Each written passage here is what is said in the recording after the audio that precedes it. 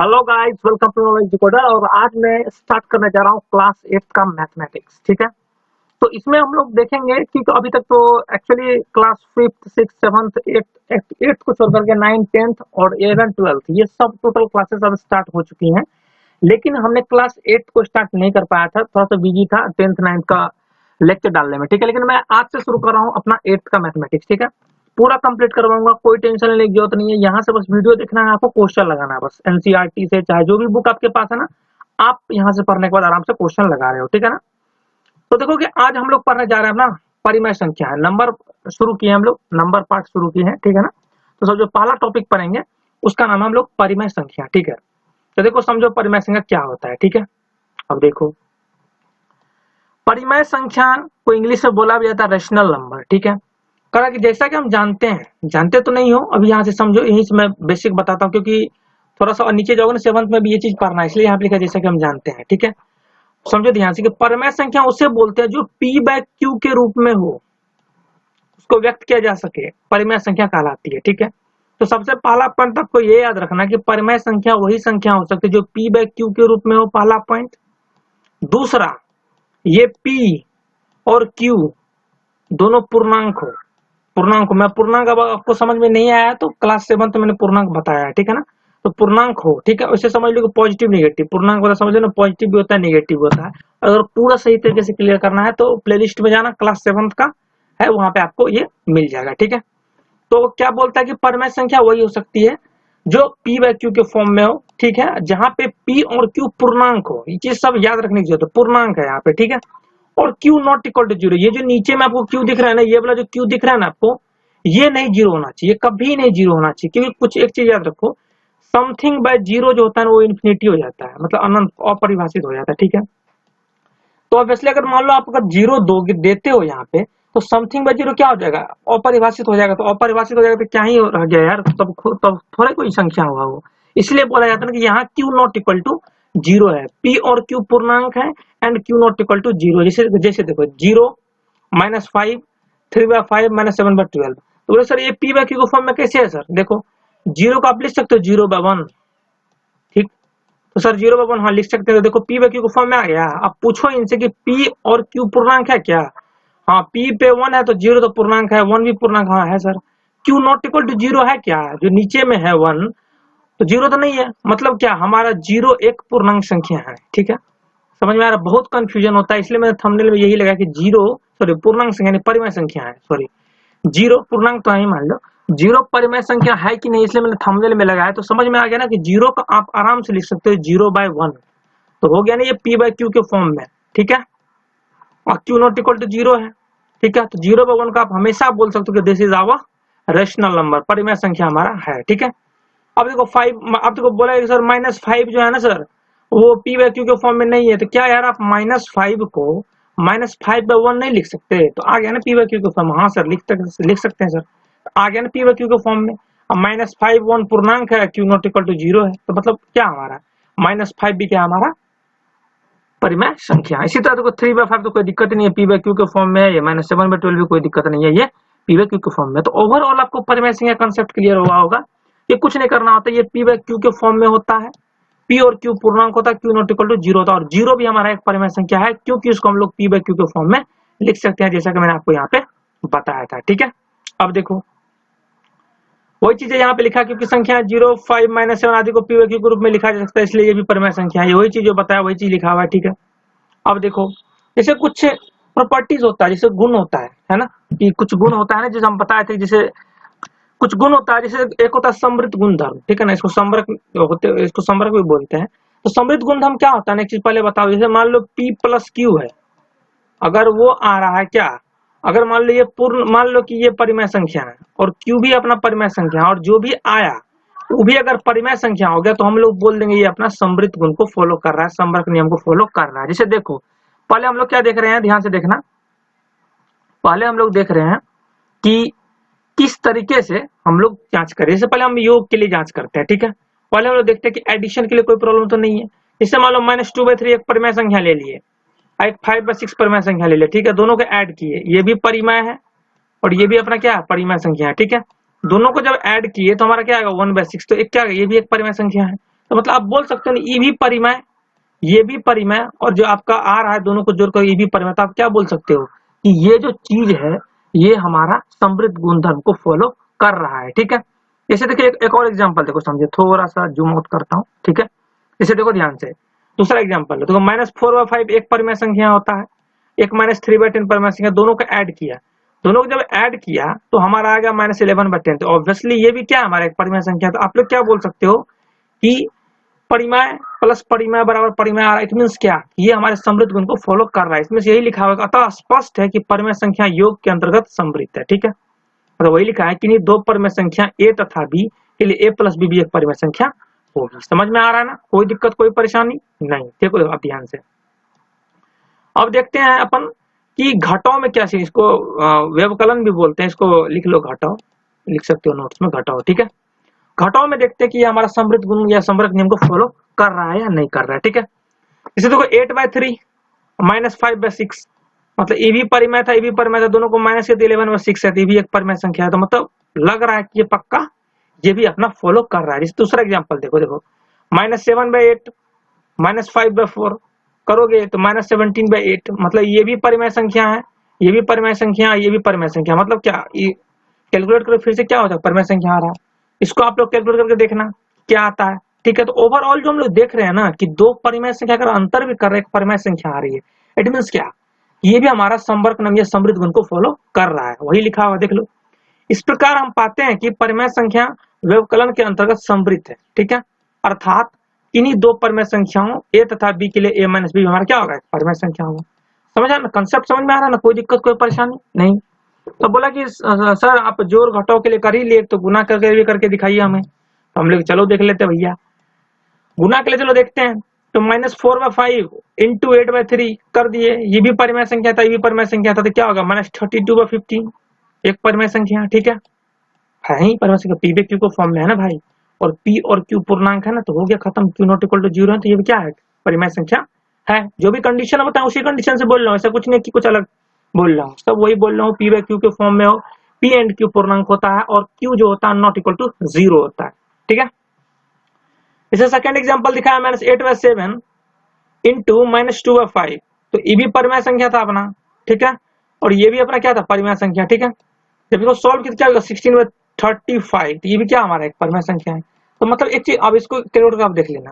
ठीक है ना, ये आपको दिया हो कि आप चेक करना कि क्या आता है। ठीक है, लेकिन ये दोनों से तो 100% क्लियर है ना कि अगर दो परिमेय संख्या का अगर गुणनफल भी किया जाए ना, तो हमारा क्या है, परिमेय संख्या यार। इट मींस आप बोल सकते हो कि ये अपना गुणनफल में भी परिमेय संख्या क्या है, समृद्ध या समवर्ग नियम को फॉलो कर रहा है। वही लिखा है कि स्पष्ट है कि परिमेय संख्या गुणन के अंतर्गत समृद्ध है, अर्थात दो परिमेय संख्याओं a तथा b के लिए a इंटू बी हमारा क्या होगा, एक परिमेय संख्या होगा। ठीक है, अब देखो सब देख ही लिए हो, अब भाई जब सब देख ही लिए हो तो भाग भी देख ही लो ना यार। देखो जोड़ घटाओ गुना देख लिया, भाग भी देख लो। चलो देख लेते हैं भैया, -5/4 डिवाइड 5/3 कर लोगे, -5/4 इंटू ये नीचे होता है, ऊपर चले जाता है 3/5, कैलकुलेट किए तो हमारा 15/20, मतलब ये भी परिमेय था, ये भी परिमेय था, आपका आया भी क्या, एक परिमेय संख्या।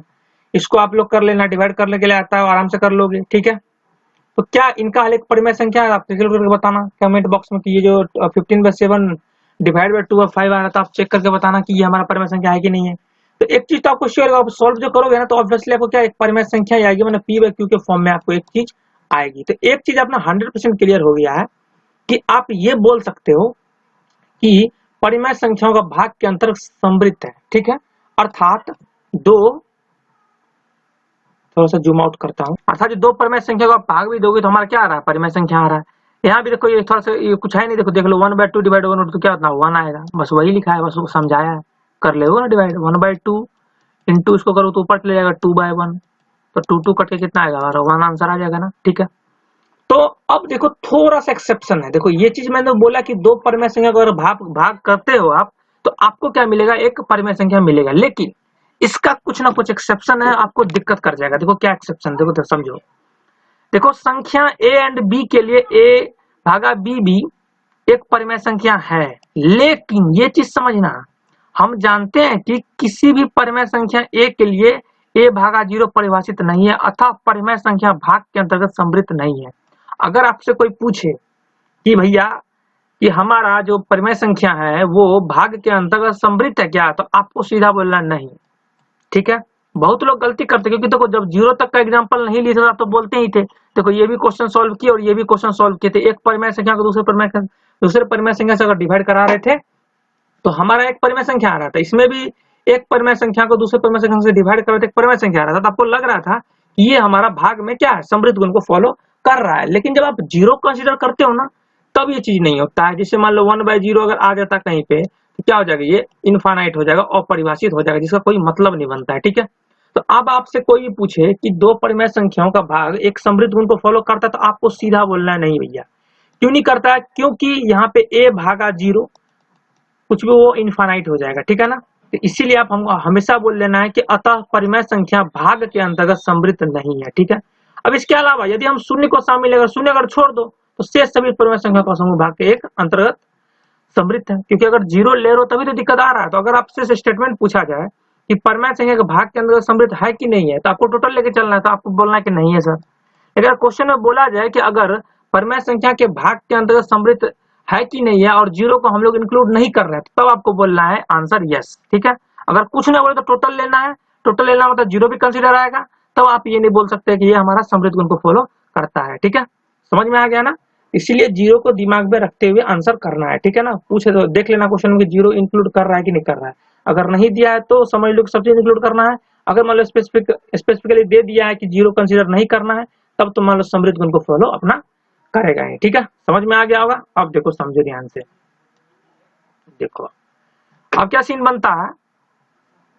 अब जैसे हम लोग समृद्ध गुण देख लिए, अब जैसे क्रम भिन्नता नियम क्या होता है, देखो क्रम भिन्नता तो थोड़ा सा जूम करता हूं समझ में आएगा और ज्यादा। ठीक है, जैसे क्रम भिन्नता नियम क्या कहता है कि a प्लस बी बराबर b प्लस ए फॉलो होता है क्रम भिन्नता नियम है, और a इंटू बी बराबर b इंटू ए हमारा फॉलो करता क्या, क्रम भिन्नता नियम में। ठीक है, अब देखो यहाँ पे एक चीज याद रखना, जोड़ ही और गुना ही क्यों लिए है ना, ये मैं स्पेसिफाई करूंगा क्वेश्चन से, क्योंकि क्रम भिन्नता नियम में हम लोग जोड़ ही और आपको बताऊंगा कि यहाँ पे मैं जोड़ और गुना ही क्यों लिया हूँ। यहाँ पे मैंने हम लोग जोड़ और गुना ही क्यों लिया ये भी बताऊंगा। ठीक है ना, तो देखो ध्यान से, इसे मान लो कि परिमेय संख्या था अपना। ठीक है, इसका मान लो कि मुझे योग में देखना था कि ये अपना क्रम विनिमय नियम फॉलो कर रहा है नहीं है। इससे मान लो एक परिमेय संख्या ये -5/4। ठीक है, और दूसरा अपना 7/8, तो a प्लस बी हो गया ना ये भाई, ये कितना होगा a प्लस बी। अब ले लो ये, इसको b प्लस ए ले लो, मतलब कुछ करना नहीं है, इसको पहले इधर लिख लो, इसको इधर लिख लो। 7/8 प्लस -5/4 किए, जब आप इसको सॉल्व किया तो आ गया -3/8, और जब इसको भी सॉल्व किया तो क्या हो जाएगा -3/8। तो आप लोग बोल सकते हो ना a plus B is equal to b plus A. समझ में आ रहा है, क्लियर है। ठीक है, तो आप लोग क्या बोल दोगे कि भैया योग में अगर बात करें हम लोग तो a plus B equal to B plus A आ रहा है, मतलब क्या हम लोग का ये क्रम भिन्नता नियम को फॉलो कर रहा है। जिससे मान लो एक और उदाहरण ले लो, जैसे -5/8 प्लस -13/6 सॉल्व किए तो माइनस क्या है -67/24 सॉल्व कर लोगे ना भाई। हम मान के चल रहे हैं आपको लघुत्तम महत्तम सब आता है। ठीक है ना, अगर नहीं भी आता है तो लेक्चर डाल रहा हूँ 5th से लेकर 10th तक सबका लेक्चर डल चुका है, तो वहां पे जाकर आप देख सकते हो, हर एक बेसिक पॉइंट को आप क्लियर कर सकते हो, और जो भी कहीं भी दिक्कत है लेक्चर देख लो। ठीक है ना, कोई प्रॉब्लम की बात नहीं है। देखो मैं भी मान के चल रहा हूँ, कैलकुलेशन आता है, ये सब लघुत्तम सब आता है, तब मैं आगे बढ़ रहा हूँ। ठीक है, तो जब देखें अपन तो -5/8 प्लस -13/6 किए तो अपना आया -67/24, मतलब यह a प्लस बी की है।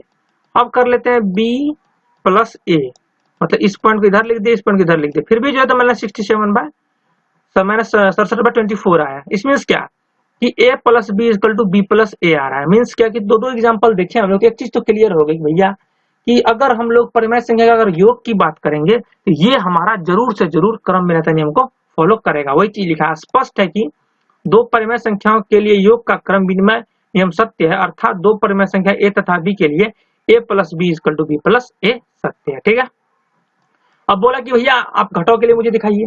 ठीक है, देखो व्यकलन के लिए घटाव के लिए देख लो, 5/4 माइनस -7/16 था, ये अपना a था, ये अपना b था, कैलकुलेट किए तो हमारा 27/16। समझ में आ रहा है। जब देखो कि b को इधर ले लिए, a को इधर ले लिए, मतलब b प्लस ए किए। ठीक है, समझ में आ रहा है ना भैया, ये अपना b है, ये अपना a है, क्लियर है। तो एक चीज समझो ध्यान से, 1 मिनट यार, तो यहाँ पे a minus b, sorry a minus b है, a माइनस बी है तो यहाँ पे क्या लेना, b माइनस ए, तो यहाँ पे ये पोर्शन हो गया b अपना माइनस ए, समझ रहे ना, यहाँ प्लस नहीं है, माइनस की तो बात कर रहे हैं यार, हम लोग घटाव की तो बात कर रहे हैं यहाँ पे, देखो हम लोग घटाव की तो बात कर रहे हैं, ठीक है। तो a माइनस बी और अपना आ गया क्या, b माइनस ए किए। तो देखे क्या कि अपन को दिक्कत आ रही है, क्या दिक्कत आ रही है कि जब हम लोग ये पॉइंट सॉल्व किए तो ये आया प्लस 27/16, ये आया माइनस 27/16, मतलब क्या इक्वल तो नहीं है। तो आप लोग ये बोल सकते हो कि a minus b not equal to b minus a, means क्या कि हमारा घटाव का जो नियम है वो चीज हमारे जो क्रम विनिमय का जो नियम होता है उसको फॉलो नहीं कर रहा है भैया, क्योंकि वो होता है a माइनस बी और b माइनस ए होता है, लेकिन क्या लिखा, not equal to b minus A, ठीक है। इसलिए मैंने आपको बताया था कि जो क्रम विनिमय का नियम होता है केवल जोड़ और गुना में फॉलो होता है, घटाव को तो दिखा दिए क्यों नहीं फॉलो होता, घटाव में ये नियम फॉलो नहीं होता है, ठीक है। समझ में आ गया, केवल जोड़ और गुना में होता है। अब देखो भागा भी दिखा दूंगा, घटाव में तो नहीं हुआ, भागा भी दिखाता हूँ कि कैसे फॉलो नहीं होता है, ठीक है। देखो इसे गुना पहले देख लो, गुना में होता है, गुना में तो लिखा है तो होगा ही, मान लो दिखाते हो, -6/5 इंटू -3/7 किए 18/35 आया, और -4/9 इंटू 5/6, ठीक है, समझ में आ रहा है। तो ये अपना दो क्वेश्चन, एक पहला क्वेश्चन, ये दूसरा क्वेश्चन, a इंटू बी किए, अब कर लो b इंटू ए, दोनों के तो ये भी आया ये भी आया, मतलब सेम आ रहा है, मतलब ये फॉलो कर रहा है क्रम विनिमय नियम को, ये a था ये b था, फिर क्या किए b इंटू ए किए, ठीक है। मतलब क्या, जब इसको कैलकुलेट कर सकते हो ना भाई, -20 लिख लो और नछा के 54 लिख लो, ठीक, इसको लिख लो -20, कर लेते हैं कैलकुलेट, नछा के 54, मतलब क्या दोनों सेम ही तो आ रहा है यार, ये भी आ रहा है सेम और ये भी आ रहा है सेम, ठीक है। तो आप ये चीज तो बोल सकते हो या कि मतलब a इंटू बी, ये होता है a इंटू बी बराबर b इंटू ए, इसी तरह यहाँ पे, यहाँ क्वेश्चन मार्क क्या है, मतलब सही है, मतलब ये हमारा सही है, a इंटू बी बराबर b इंटू ए, ठीक है। तो आप ये आराम से बोल सकते हो कि परिमेय संख्याओं के लिए गुना का क्रम विनिमय सत्य है, मतलब यहाँ पे फॉलो करता है कि क्रम विनिमय नियम को, ठीक है। अर्थात दो परिमेय संख्या a एंड b के लिए a इंटू बी बराबर b इंटू ए सत्य है, ठीक है। इसलिए मैं देखो कि यहाँ पे गुना, जोड़ और गुना लिखा हूँ, देखो ध्यान से, यहाँ पे देखो केवल जोड़ और गुना में ही हम लोग क्या लिखे हैं, क्रम विनिमय नियम। अब देखो भाग भी दिखा देता हूँ कि कैसे फॉलो नहीं होता, देखो यहाँ से सिमल, आप जब भाग देखते हो, देखो भाग देखो क्या होता है, देखो देखो -4/5 डिवाइड बाय 3/7 किए, कैलकुलेट किए तो -28/15 आया, मतलब क्या ये a भागा b किए, अब कर लो b भागा a, बोलोगे तो -15/28 आ गया, तो क्या बराबर है क्या भाई, ये -18/15 आ रहा है, ये हो रहा -15/28, तो बराबर नहीं है, मतलब क्या a भागा b not equal to b भागा a, तो मतलब क्या ये हमारे क्रम विनिमय नियम को फॉलो नहीं कर रहा है। जैसे इसको भी सॉल्व करोगे ना आप, इसको सॉल्व करोगे ना तो ये आपको a भागा b not equal to b भागा a आएगा, मतलब ये आएगा a भागा b not equal to b भागा a। तो मतलब एक चीज तो सिंपल क्लियर कट हो गई कि भाग में भी हमारा क्रम विनिमय नियम फॉलो नहीं होगा, ठीक है। तो लिख सकते हो कि अतः परिमेय संख्याओं के भाग का क्रम विनिमय नियम सत्य नहीं है, अर्थात दो परिमेय संख्या a तथा b के लिए a भागा b not equal to b भागा a, ठीक है, समझ में आ गया। एक चीज तो मान लो क्रिस्टल क्लियर हो गई कि क्रम विनिमय नियम की अगर जब भी बात करते हो अपन, क्रम विनिमय नियम की अगर जब भी बात करते हो तो उसमें आप जोड़ गुना की केवल बात किया करो, और सब उसमें फॉलो नहीं होता है। मतलब क्रम विनिमय में a प्लस बी और b प्लस ए होता है, और a इंटू बी और b इंटू ए, यही प्लस और गुना हमेशा फॉलो होता है, ठीक है। भाग क्यों नहीं होता है दिखा दिए, और घटाव क्यों नहीं होता दिखा दिए एग्जाम्पल से। तो देखो नेक्स्ट नियम देखते हैं, नेक्स्ट नियम अपना कि हाँ साहचर्यता या सहचारिता नियम, ठीक है। इसमें भी प्लस और गुना, मतलब जोड़ और गुना, जोड़ और अपना गुना फॉलो होता है, ठीक है। जैसे मान लो देखो इसमें तीन टर्म मान लो ले लो, ठीक है, देखो ध्यान से, a प्लस बी प्लस सी बराबर a प्लस बी प्लस सी, क्या किया है ना कि पहले इस दोनों को कोष्ठ में रखा, और जब बराबर किए तो इस दोनों कोष्ठ में ले लिया, देख लो a प्लस बी प्लस सी, तो इस दोनों कोष्ठ में ले लिया, देखो a प्लस बी प्लस सी, जैसे a इंटू बी इंटू सी है ना, पहले इस दोनों कोष्ठ में लिया है ना, तो अब बराबर होने के बाद इस दोनों कोष्ठ में ले लेगा, तो a इंटू बी इंटू सी, तो यही दोनों चीज इसमें भी फॉलो होता है, जोड़ और घटाव। जैसे एग्जांपल्स आपको दिखाता हूँ कि किस तरीके से जोड़ और घटाव, सॉरी जोड़ और गुना, ये गुना है, सॉरी घटाव थोड़े है भाई, ये गुना है, मतलब जोड़ और गुना में ये चीज फॉलो इसमें भी होता है, वो हम लोग एग्जाम्पल से चलो देखते हैं, ठीक है। देखो ध्यान से, आप थोड़ा सा जूम आउट करता हूँ, देखो ध्यान से, जैसे परिमेय संख्या मान लो है, ठीक है, तो जब अपन योग का देखते हैं, ये हो गया ए मान लो, ये मान लो बी है, ये मान लो सी है, ठीक है, कोई दिक्कत? तो ए प्लस बी प्लस सी जब सॉल्व किए मस्त, हमारा कितना आया? आपका है -49/24। इसको जिसको सॉल्व नहीं करना है, मैंने क्लास डाल रखा है, क्लास 5th का भी, 6th का भी, 7th का भी, वहां से आप वीडियो देखो, आपको ये हर चीज एक एक चीज क्लियर हो जाएगी, ठीक है। अब देखो ध्यान से, जब किए ए प्लस बी प्लस सी, जब इस दोनों को कोष्ट में लेके किए तो हमारा क्या आंसर है? -49/24। और जब इस दोनों को कोष्ट में लेकर देखते हैं कितना आ रहा है, -5/4। आइए इस दोनों पार्ट को हम लोगों ने कोष्ट में लिया है, देखो ध्यान से, ठीक है, ये दोनों पार्ट को, ठीक है, इसको और इसको, ठीक। जब इसको सॉल्व किए, मैंने ए प्लस बी प्लस सी के बाद ए प्लस बी प्लस सी जब इधर को कोष्ट में लेकर सॉल्व किए, तो हमारा आंसर आया क्या? -49/24। मतलब क्या हो रहा है? A plus B plus C is equal to A plus B plus C. मैंने इस दोनों का कोष्ट में लिए थे तब भी बराबर, जब इस दोनों कोष्ट में लिए, मतलब क्या आ रहा है? मतलब ये हमारे सहचार्य नियम को क्या फॉलो कर रहा है, मतलब सहचारिता नियम को क्या कर रहा है? ये फॉलो कर रहा है जो, ठीक है। तो यही चीज लिखा है, देख लो, 3 परमेय संख्याओं के योग का सहचारिता सत्य है, अर्थात 3 परमेय संख्या ए बी सी के लिए ए प्लस बी प्लस सी बराबर ए प्लस बी प्लस सी। इन दोनों को कोष्ट में लिया, फिर इन दोनों को कोष्ट में यहाँ पे ले लिया, ठीक है। सहचार्य नियम लागू है, मतलब सहचार्य नियम फॉलो कर रहा है। अब देखो देखो व्यवकलन, व्यवकलन को क्या बोलता है? घटाव भी बोलते हैं, ठीक है ना, लिख लो, नोट्स जब बनाओ तो अच्छे से बनाओ, ठीक है ना। अब देखो समझो ध्यान से, चलो कलर चेंज कर ले, बहुत देर हो गया, चलो ठीक कर लेते हैं, देखो ध्यान से। अब देखो -a -b -c, ये अपना a है, ये b है, ये अपना c है, ठीक है। तो a -b -c किए, तो इसको जब सॉल्व किया मस्त, तो सॉल्व करने जानते हो ना, तो सॉल्व किया तो -31/24 आया, ठीक है। अब देखो a -b -c किए, अब ये दोनों को हम लोगों ने कोष्ट में लिया था, अब ये दोनों कोष्ट में लेंगे, ये दोनों पोर्शन को कोष्ट में लेंगे, ठीक है। तो अपने को एक चीज यहाँ से क्लियर हो रही थी कि जब हम लोग a माइनस, जब इस दोनों को कोष्ट में लेकर सॉल्व किया तो हमारा आ गया -47/24। यहाँ आया था -31/24, यहाँ आ गया -47/24। तो क्या मतलब? a minus B minus C not equal to a minus B minus C. समझ में आ रहा है? यहाँ पे घटाव में फॉलो नहीं हुआ, ऐसे भी हम देखो, इसलिए मैं हमेशा यहाँ पे दो ही चीज लिखा हूँ, प्लस और गुना। घटाव में तो फॉलो करेगा नहीं, ये भी घटाव में तो फॉलो ये भी नहीं करेगा, ठीक है। अब देखो वही चीज लिखा हुआ, घटाव में फॉलो नहीं करेगा। देखो, अतः परिमेय संख्याओं के लिए घटाव या व्यवकलन की सहचारिता सत्य नहीं है, अर्थात 3 परिमेय संख्या ए बी सी के लिए a minus B minus C not equal to, इसको बोलते हैं नॉट इक्वल टू, बराबर, ये है बराबर। इसको अगर काट दिया जाए, जैसे मान लो ये है, ये हुआ बराबर, इसको अगर काट दिया जाए तो ये हुआ नहीं बराबर, ठीक है, बराबर नहीं है, व्यवकलन का सहचार्य नियम लागू नहीं होता है, ठीक है। क्लियर हो गया है? अब देखो ध्यान से आगे, अब देखो कि चलो गुना में करके देखते हैं सर कि आप गुना में बताए थे चलता है, तो चलो देखो क्वेश्चन से दिखाता हूँ आपको किस तरीके से फॉलो करता है। जैसे गुणन है, तो देखो -a, इसको मान लो a, इसको मान लो b, ये c, तो a इंटू बी इंटू जब c किए तो हमारा कितना आता है 70/240। जब हम लोग मतलब इस दोनों को जब हम लोग कोष्ट में लिया था, ठीक है, जब ये देख लीजिए -5/8 इंटू, अब ई दोनों को जो कोष्ट में लेंगे तब ये होगा क्या हो गया a इंटू बी इंटू सी। जब इसको भी सॉल्व किया ना भाई, तो ये भी अपना कितना आ गया 70/240, 70/240। तो मीन्स क्या, हमारा ये दोनों चीज क्या है, हमारा सेम है, मतलब क्या a into B into C is equal to a into B into C. यहाँ पे ये दोनों कोष्ट में लिए थे और यहाँ पे ये दोनों कोष्ट में लिए थे, ठीक है। ये चीज तो क्लियर हो गया। और वैसे मैंने आप लोगों को बताया था कि ये चीज फॉलो करता है, यहाँ पे देखो करता है ये फॉलो, देखो यहाँ पे बोले थे ना गुना फॉलो करता है, ठीक है। अब अपना क्या बच गया, एक अपना बच गया है भाग, कि भाग को देखते हैं कि क्या हमारा फॉलो करता है या नहीं करता। ऑब्वियसली अगर नहीं लिखा हो तो फॉलो नहीं करेगा, तो जान लो आप, ठीक है। तो एक चीज तो बोल सकते हो ना भाई कि a इंटू बी इंटू सी जो है हमारा a इंटू बी इंटू सी के बराबर होगा। अच्छा, हमारा सहचारिता सत्य है, मतलब ये सहचार लागू इस पे हो सकता है, ठीक है।